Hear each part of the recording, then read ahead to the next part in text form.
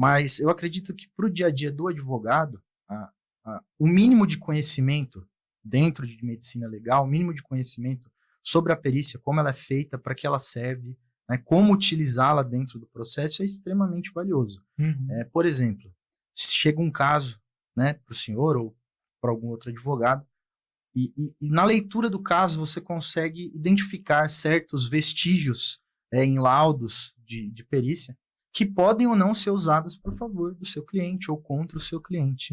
E esses vestígios de perícia, eles são extremamente importantes para o desenrolar do caso. Então, um exemplo muito marcante disso, o caso da Elise Matsunaga.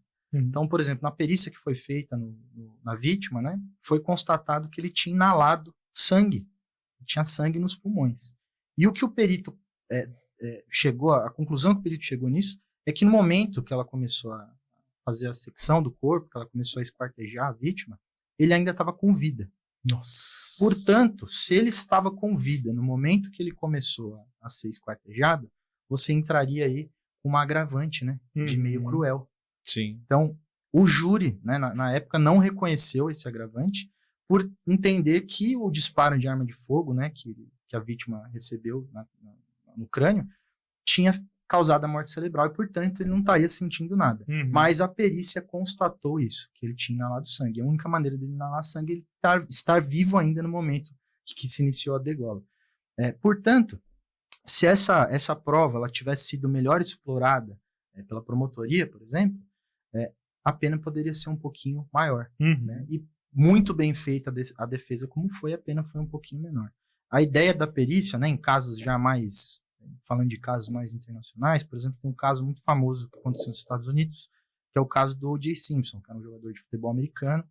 Ele foi processado, né, por indícios de que ele teria assassinado a ex-mulher dele, e a perícia, no caso dele, foi muito mal feita.